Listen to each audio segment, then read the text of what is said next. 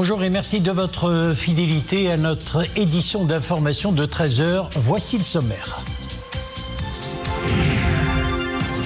Au palais royal de Rabat, Sa Majesté le roi Mohammed VI Amir al-Mouminin a accompli hier la prière d'El-Isha et présidé une veillée religieuse en commémoration de Laylat al-Qadr béni, une veillée marquée par la remise par le souverain des prix Mohammed VI aux différents lauréats.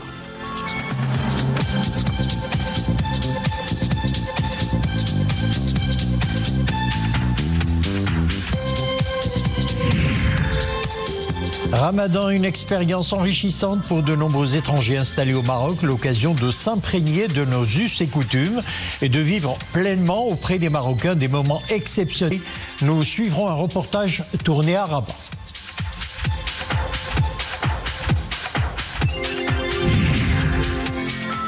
Et puis en fin de journal, nous irons à Chefchaouen. Les jeunes de la chorale du Centre d'éclosion artistique et littéraire Dar al-Qadi ont célébré Laylat al-Qadr au rythme de chants religieux.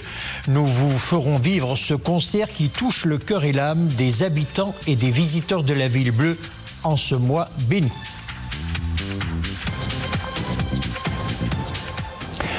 En commémoration de Laylat al-Qadr béni, Sa Majesté le roi Mohammed VI Amir al-Mouminin, accompagné de son Altesse Royale le Prince héritier Moulay Hassan, de son Altesse Royale le Prince Moulay Rachid et son Altesse le Prince Moulay Ahmed et de son Altesse le Prince Moulay Ismaïl, a présidé hier jeudi 26 Ramadan 1446 de l'Hégire, correspondant au 27 mars 2025 au Palais Royal de Rabat, une veillée religieuse. Sophia Fekrout.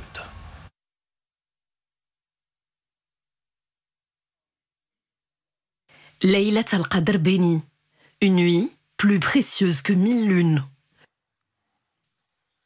Une nuit de piété, de prière et de paix profonde. C'est au palais royal de Rabat que Sa Majesté le roi Mohammed VI Amir al-Mouminin a présidé une veillée religieuse. Allahu Akbar. Assalamu alaikum. Assalamu alaikum. Après les prières d'Al-Isha et des Tarawih, il a été procédé à la clôture de Sahih al-Bukhari après lecture de Hadith al-Khatm.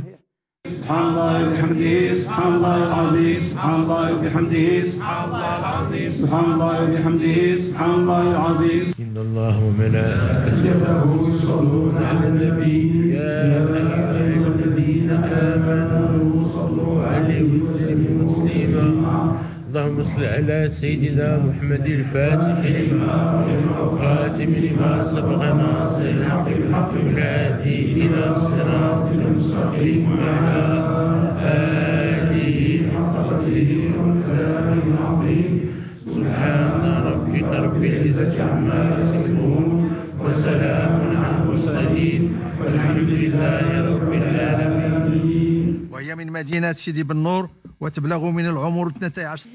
Par la suite, des versets du Saint-Coran ont été récités par Marim Asim, 12 ans, originaire de la ville de Sidi Ben Nour, et les lauréats du prix national Mohammed VI de mémorisation, de déclamation et de psalmodie du Saint-Coran.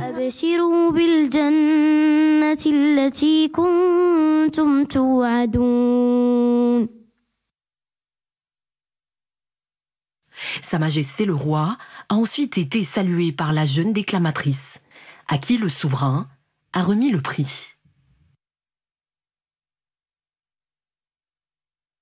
Je remercie Dieu d'avoir remporté le prix national Mohammed VI. Cette distinction va m'encourager à poursuivre mon parcours et ne jamais m'arrêter. Sa Majesté le roi a ensuite remis les prix Mohammed VI Ahl-Qur'an et Ahl-Hadith, respectivement à Mohamed Idrissi Tahiri de la ville d'Agadir et à Mustafa Zriyah de la ville de Tétouan.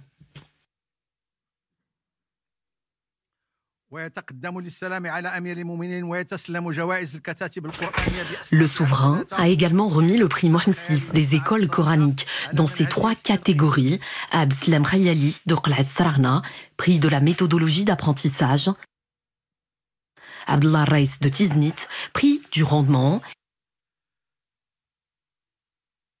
et Mohamed Mzouz de Tanger, l'esprit de la gestion.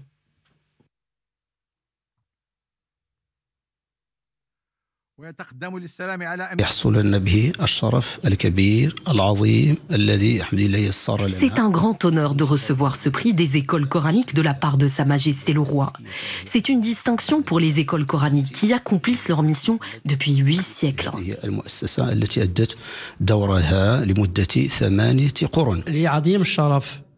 J'ai été honoré de recevoir ce prix des mains de Sa Majesté le Roi Amir al-Mouminin. Que Dieu le glorifie. Amir al-Mouminin a de même remis le prix Mohammed VI pour le Aden et le Tahlil dans ces 2 catégories à Ayoub Nadi de Tanger, prix de l'excellence, et Abdelkader Ben Rabeh de Ouazzam, prix honorifique. Ces remises de prix témoignent de la haute sollicitude dont Sa Majesté le Roi Amir al-Mouminin entoure la chose religieuse. Nous enchaînons avec ce communiqué du cabinet royal qui annonce que Sa Majesté le Roi Mohammed VI a bien voulu ce vendredi 28 mars 2025 nommer Madame Rahma Bourqiya, présidente du Conseil supérieur de l'éducation, de la formation et de la recherche scientifique. Sa Majesté le Roi a également bien voulu renouveler la nomination de Madame Amina Bouriesh, présidente du Conseil national des droits de l'homme. Aussi, Sa Majesté le Roi, que Dieu le glorifie, a bien voulu nommer M. Mohamed El Habib El Kouch au poste de délégué interministériel aux droits de l'homme. La décision royale relative à la nomination des présidentes du Conseil supérieur de l'éducation, de la formation et de la recherche scientifique et du Conseil national des droits de l'homme témoigne de la volonté royale de doter ces 2 institutions des compétences et des expertises à même de garantir la poursuite de la promotion de leur mission constitutionnelle, eu égard à la centralité des attributions qui leur sont conférées par la Constitution et aux enjeux y afférents sur les plans national et international. Ces nominations s'inscrivent en droite ligne de l'attention particulière que Sa Majesté le Roi n'a eu de cesse d'accorder à la poursuite de la réforme du système national de l'éducation et de la formation en tant que l'une des priorités nationales visant la qualification du capital humain qui constitue la véritable richesse devant accompagner le modèle de développement mené avec sagesse et clairvoyance par Sa Majesté le Roi, ainsi que de l'intérêt accordé par le souverain à la promotion des droits de l'homme et leur protection en termes de culture et de pratique et à la consolidation des acquis réalisés par notre pays dans ce domaine et qui sont reconnus à l'échelle mondiale. Le mois sacré de Ramadan, une expérience enrichissante pour de nombreux étrangers installés au Maroc. L'occasion de s'imprégner de nos us et coutumes et d'apprécier surtout les valeurs de partage, de solidarité et du bon vivre ensemble qui caractérisent la société marocaine. Reportage à Rabat, Jinan Charrat et Amin Amouri, et le commentaire est signé Zakaria Mokhilbillah. C'est devenu presque une habitude quotidienne pour Maria. Chaque après-midi de ce mois sacré, cette touriste espagnole arpente les allées de l'ancienne Médina de Rabat. Elle va à la rencontre des vendeurs et s'imprègne de l'ambiance et des spécificités du mois de jeûne au Maroc. Musulmane de confession, Maria a choisi de s'installer dans la capitale durant cette période afin de vivre pleinement les traditions ramadanesques locales.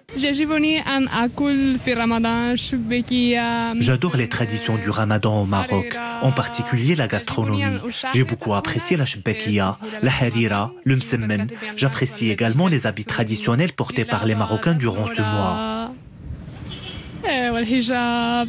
En séjour béni, une ambiance spéciale règne au cœur de l'ancienne Médina de Rabat. Tout au long de la journée, les visiteurs investissent les allées de ce quartier historique de la capitale, lieu de choix pour s'approvisionner en produits divers. Parmi les étrangers que l'on peut croiser sur place, Willem, un néerlandais installé à Rabat, ou encore Sébastien, touriste d'origine espagnole. Je ne suis pas musulman, mais je tiens à observer le jeûne. J'habite à Rabat et je me sens chez moi dans cette belle cité. Durant le Ramadan, j'apprécie particulièrement le repas du ftour, surtout le lait et les dattes que l'on privilégie lors de la rupture du jeûne.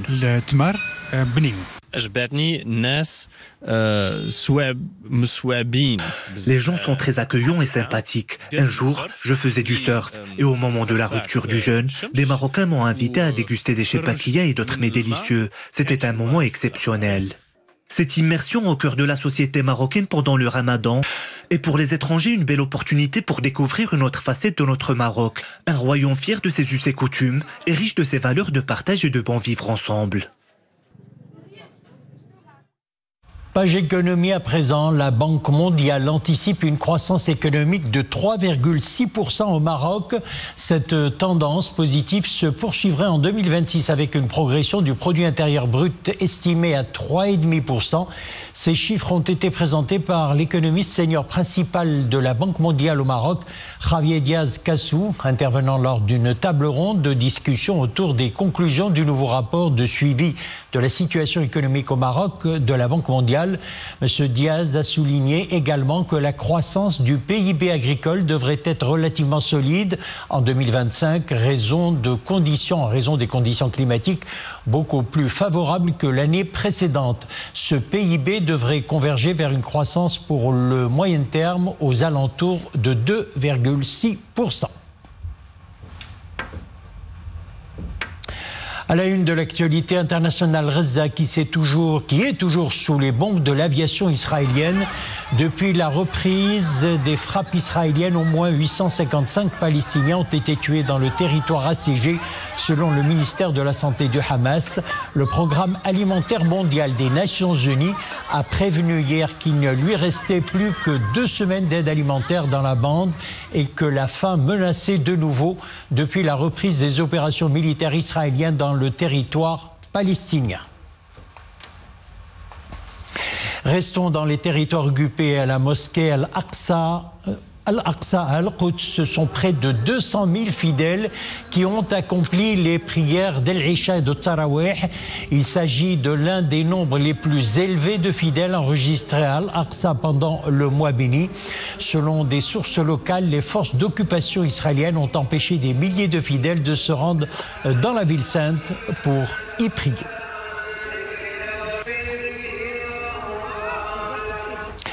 La terre a tremblé en Birmanie. Un puissant séisme de magnitude 7,7 a frappé le centre du pays, à 16 km au nord-ouest de la ville de Changing, dans la capitale birmane.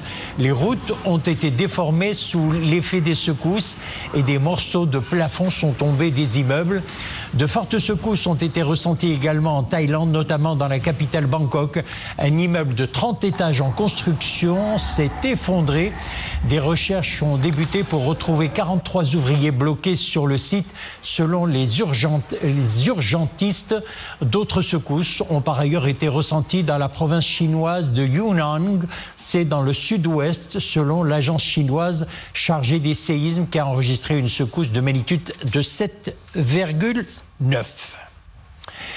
Et puis au Maroc, plus précisément à l'aéroport Mohamed V de Casablanca, un incendie s'est déclaré dans la zone fret cargo Royal Air Maroc.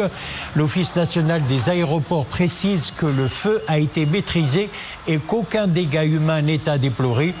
Dès la détection de l'incendie qui s'est déclenché à 19h30, une intervention rapide et coordonnée a été menée par les sapeurs-pompiers de l'aéroport avec la mobilisation immédiate de l'ensemble du personnel concerné.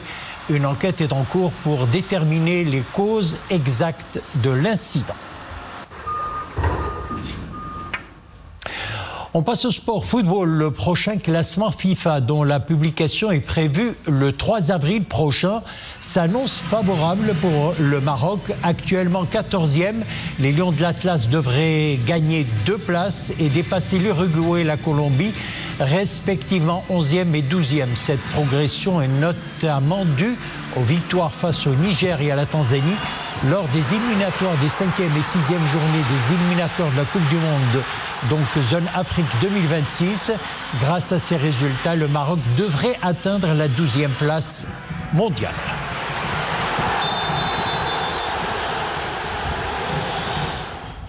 Et puis cette information qui concerne la 39e édition du Marathon des Sables. L'événement se déroulera du 4 au 14 avril prochain.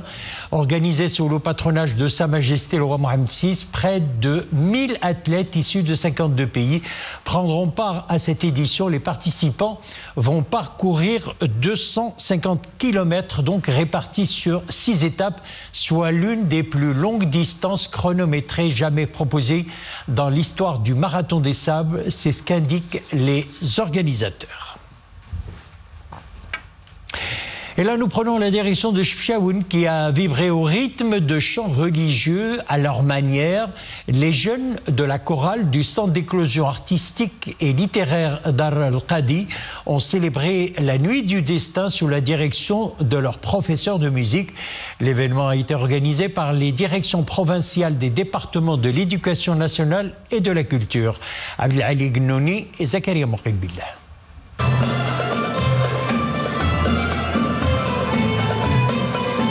Des mélodies chargées de spiritualité résonnent dans les arcanes de la salle La Marche Verte de Chefchaouen. Les artistes sont des jeunes choristes, férus de chant et de musique. Ils présentent le fruit de tout un mois de travail.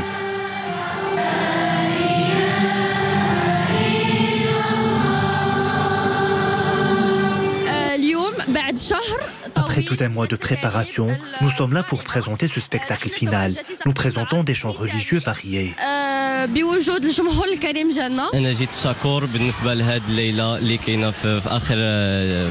Je suis reconnaissant pour l'organisation de cette soirée à la fin du Ramadan. Ce spectacle est la consécration de nos activités.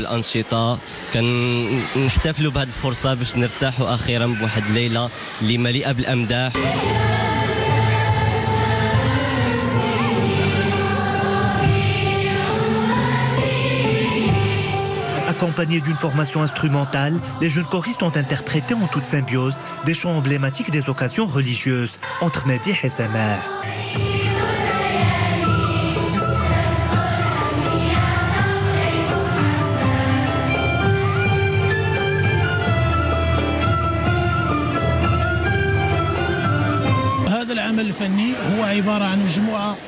Ce spectacle de chants religieux intervient en clôture du programme Les Nuits du Ramadan. Ce spectacle final regroupe des poèmes de Madih.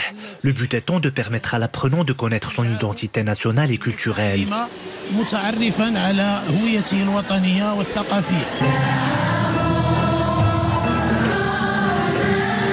En plus de développer la culture musicale chez les jeunes, le centre culturel Dar al-Qadi de Chefchaouen offre également à ses apprenants des cours de langue étrangère comme l'espagnol.